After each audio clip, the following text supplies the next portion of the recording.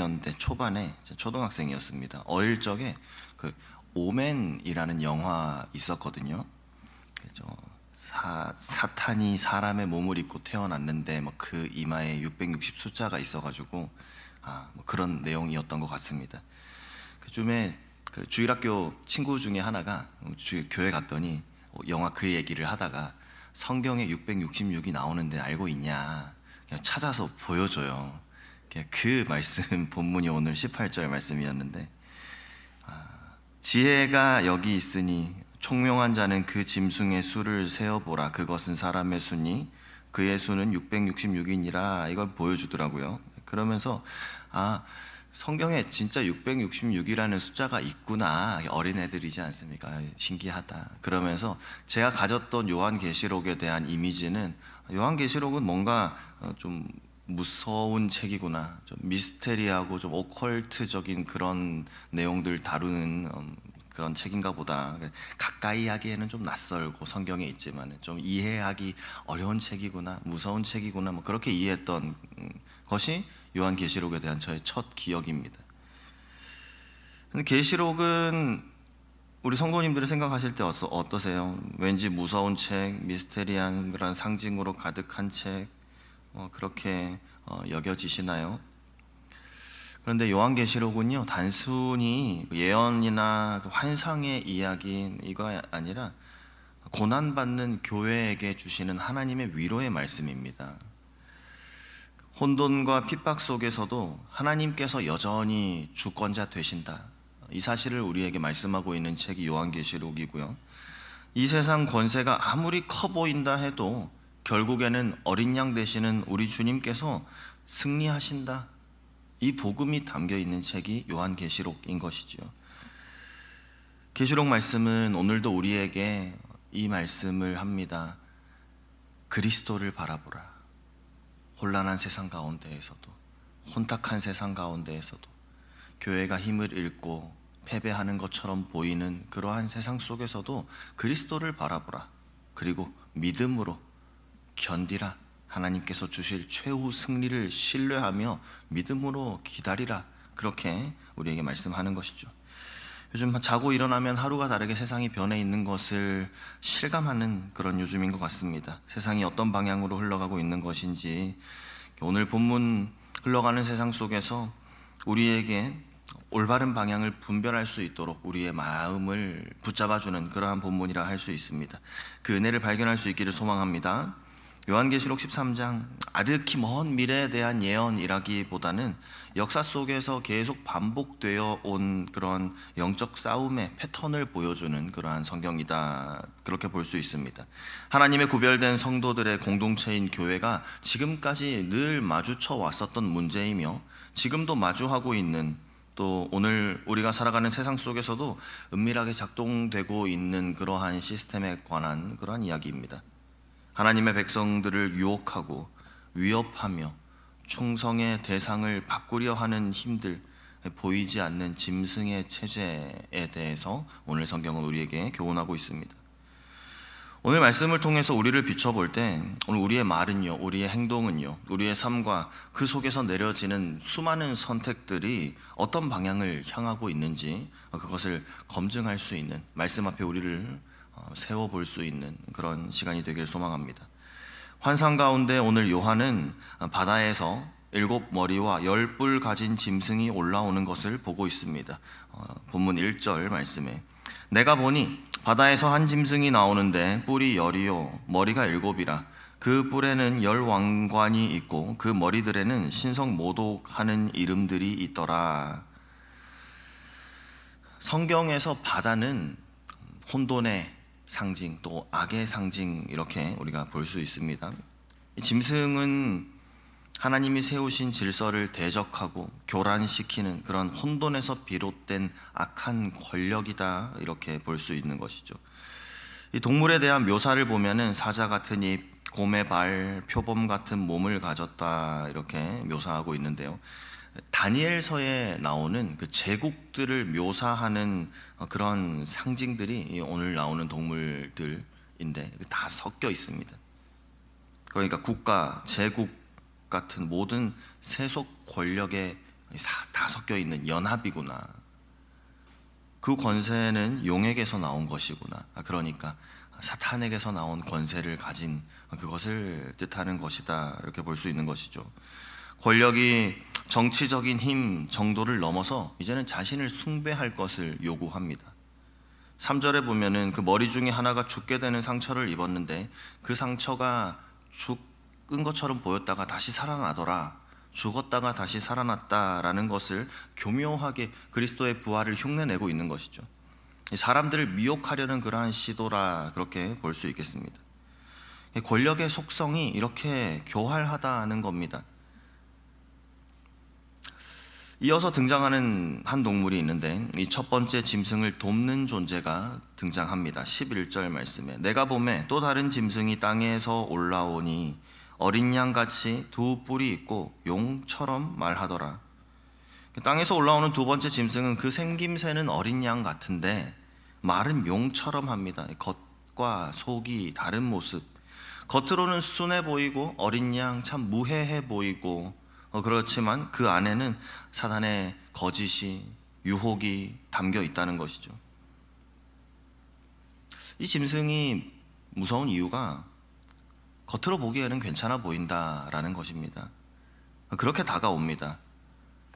포용, 다양성, 평화, 자유 이런 것들이 본래는 좋은 가치들입니다. 그런데 이 좋은 가치들 가운데 하나님 없이 이러한 것들이 작동하게 될 때 그것은 용의 말을 담은 그런 거짓 진리가 되어버리는 것이죠. 이 두 번째 짐승은 첫 번째 짐승, 그러니까 세속의 권력을 위해서 일합니다. 이 첫 번째 짐승을 대신해서 온갖 거짓 기적을 보여주면서 사람들의 마음을 미혹하고 사람들을 속입니다. 결국에는 그 목적이 무엇입니까? 첫 번째 짐승에게 절하게 만들고 종교나 사상이나 권력이나 이런 것들에 딱 붙어서 사람들을 잘못된 길로 이끄는 목적을 가지고 있는 그러한 이념, 그러한 세상 문화다 이렇게 볼 수 있는 것이죠. 겉모습은 어린 양처럼 좀 순하고 뭔가 좋게 보이는데 그 메시지는 결국에 용의 의도대로, 다시 말해 사탄의 의도를 퍼뜨리는 그러한 목적을 가지고 있다는 겁니다. 우리가 살아가는 세상 속에서도 우리가 분별해야 할 것들이 얼마나 많은가 이렇게 생각해 볼 수 있죠. 많습니다. 분별해야 합니다. 이어서 나오는 숫자가 그 유명한 666입니다. 이마나 오른손에 이 표가 없으면은 매매, 그러니까 경제 활동을 하지 못하게 한다. 이런 구절 때문에 많은 이야기가 있지 않았습니까? 몸에 칩을 심어야 된다, 바코드가 이거다, 그런 얘기들 많았는데 이 말씀을 너무 문자 그대로 보기보다는 상징적인 의미에 우리가 좀 더 주목할 필요가 있습니다. 성경에서 7 그러면은 좋은 숫자죠. 완전한 숫자, 하나님의 수라고 볼 수 있습니다. 근데 6은 부족하죠. 7이 완전한 숫자인데 6은 부족합니다. 그러니까 거기에 미치지 못하는 불완전한 숫자가 6인데 6이 또 셋이다 이러면은 불완전함의 극치인 것이죠. 666이라는 것이 인간 중심의 불완전함, 인간 중심의 교만함 이런 것들이 극대화되어서 스스로 하나님의 자리에 앉으려고 하는, 하나님을 대적하는 인간 중심의 시스템의 정점이다, 그렇게 이해할 수 있습니다. 그래서 그 표를 받는다는 것도 물건을 사고 팔고 경제적인 그런 문제라기보다는 그 짐승으로 상징되는 세상 시스템에 완전히 속해 있다, 세상에 완전 충성하고 있는 그러한 모습들, 그것을 인정하는 행위, 그렇게 볼 수 있는 것이죠. 먹고 살기 위해서, 좀 더 편해지기 위해서 신앙적인 양심이나 가치를 타협하게 만드는 그런 모든 종류의 사회적인 경제적인 압력, 그런 걸 다 통틀어서 말하는 것이다 볼 수 있습니다. 앞으로 이런 것들이 오나요? 이전에도 있었습니다. 로마 시대 같은 경우에 황제 숭배를 강요하는 모습으로 666이 있었죠. 오늘날에는 어떤 것이라 생각할 수 있겠습니까? 돈이면 다 된다라는 맹목적인 그런 물질주의가 이것이 될 수 있습니다. 또 특정 이념에 대해서 무비판적으로 추종하고 따라가는 것 역시 이것이라 그렇게 말할 수 있겠습니다. 이 표가 눈에 보이는 어떠한 것일 수도 있지만 그보다 보이지 않는 우리의 생각, 가치관, 어떤 시스템에 충성하는 문제일 수 있다는 것입니다. 그러면 이렇게 거대하고 교묘한 시스템 앞에 우리는 어떻게 해야 하는가? 그 세상 속에 살고 있는 우리는 싸워서 이겨야 하는가? 오늘 성경은 말합니다. 10절 말씀에 사로잡힐 자는 사로잡혀 갈 것이요 칼에 죽을 자는 마땅히 칼에 죽을 것이니 성도들의 인내와 믿음이 여기 있느니라. 그러니까 짐승의 힘에 그 무력으로 막 정면 상대해서 맞서 싸우기보다는 그렇게 이기는 것이 아니라 어떤 핍박이나 유혹이 와도 하나님을 향한 그 신실함을 가지고 끝까지 지켜나가는 것, 끝까지 견디는 것, 그리고 거짓된 숭배 그 요구에 단호하게 거부하면서 견뎌나가는 것, 이것이 바로 성도들의 인내, 성도의 믿음, 이것이 바로 오늘을 살아가는 우리 성도들의 싸움이어야 함을 오늘 말씀은 보여주는 것이죠. 인내와 믿음, 버티는 힘, 그냥 버티는 것이 아니라 이런 상황일수록 더욱 지혜가 필요하고 더욱 분별이 필요하다는 겁니다. 혼자는 힘듭니다. 그래서 하나님께서 우리에게 서로를 허락하여 주시고 구별된 공동체인 교회 가운데 우리를 두신 것이죠. 하나님께서는 하나님의 백성인 교회 공동체에게 고난 중에도 결국에는 하나님께서는 승리하신다 라는 그 부활의 소망을 허락해 주셨습니다. 우리 개인들에게 주셨으며 구별된 성도들의 모임인 교회 공동체에 주신 하나님의 그러한 소망인 것이죠. 그래서 우리의 인내는 단순한 버티기가 아니라 소망에 근거한 진정한 인내가 되는 것입니다. 말씀을 통해서도 확인할 수 있듯이 요즘처럼 혼란한 시대를 살아가는 우리에게 가장 중요한 것 결국에는 분별력입니다. 짐승의 표는 세상에 속했다라는 그러한 표식인데 하나님의 이는 어린 양에게 속한 자의 증표입니다. 우리가 생각할 때 당연히 그렇겠지만요, 우리는 누구의 이름을 이마에 새기며 살아가고 있는가?